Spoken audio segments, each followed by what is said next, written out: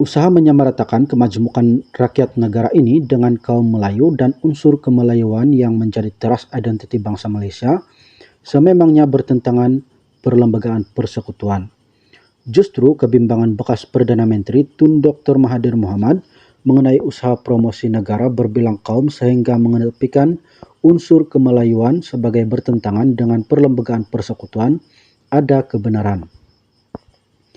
Pakar perlembagaan Prof. Datu Dr. Wan Ahmad Fauzi Wan Husin berkata perlu difahami bahwa istilah orang Melayu mengikut perkara 160-2 perlembagaan persekutuan berbeza dengan bangsa Melayu karena Perjanjian Persekutuan Melayu 1948 memperluaskan takrifan bangsa Melayu apabila menerima kemasukan kaum bukan bangsa asal tanah Melayu sebagai warga negara persekutuan. Namun perlembagaan memelihara jati diri bangsa asal yang beridentiti unsur kemelayuan dalam peruntukan perlembagaan. Justru katanya warga negara Malaysia adalah bangsa Melayu yang terdiri pelbagai kumpulan etnik yaitu orang Melayu dan orang bukan Melayu. Pelbagai anutan agama yang menghormati kedudukan agama Islam dan pendukung jati diri watan di semenanjung tanah Melayu dan Borneo. Dengan itu, kebebasan beragama tidak bersifat paksaan kepada penganut agama Islam.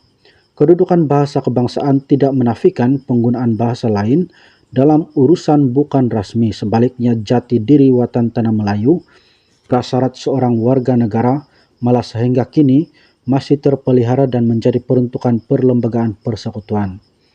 Prinsip keluhuran perlembagaan meletakkan jati diri watan tanah Melayu di tempat tinggi dan tidak boleh dilihat sebagai diskriminasi kepada mana-mana pihak, katanya kepada Berita Harian.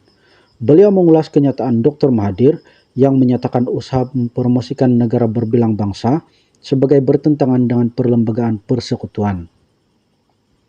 Dr. Mahathir menegaskan perlembagaan persekutuan tidak pernah sebut Malaysia sebagai negara berbilang kaum, sebaliknya menekankan kemelayuan Malaysia.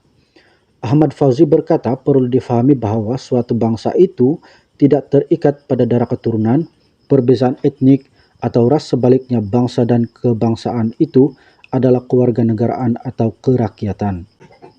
Pada satu sisi lain, Malaysia berakar pada Malay yaitu Melayu dan Malaysia dirujuk sebagai gugusan Kepulauan Melayu atau Tanah Melayu dalam wilayah alam Melayu. Sering dibangkitkan bahwa warga negara kita terdiri daripada bangsa Melayu, bangsa Cina, bangsa India, dan lain-lain bangsa. Untuk menyatakan bangsa Melayu itu warga negara Malaysia, jawabnya tidak salah karena bangsa Melayu yaitu warga negara Persekutuan Tanah Melayu yang bersekutu dengan anak negeri Sabah dan anak negeri Sarawak untuk membentuk supranation Malaysia, katanya. Beliau menjelaskan satu perkara yang tidak boleh diabaikan adalah taat setia kepada warga negara kepada elemen watan Tanah Melayu sebagai kewajiban kewarganegaraan. Katanya perkara itu membabitkan kedudukan Islam sebagai agama rasmi, institusi Raja Melayu, bahasa Melayu termasuk tulisan Jawi, adat resam Melayu, serta kedudukan orang Melayu dan anak negeri Sabah dan Sarawak dan orang asli sebagai bangsa asal. Kedudukan elemen watan tidak patut dipertikai karena itulah syarat perlu dipenuhi sebelum seseorang itu diterima sebagai warga negara. Dari sudut ini, penerimaan kaum pendatang atau bangsa asing sebagai bangsa Melayu, warga negara Persekutuan Tanah Melayu, perlu disertai kesepahaman bahwa mereka hendaklah mentaati prinsip keluhuran perlembagaan.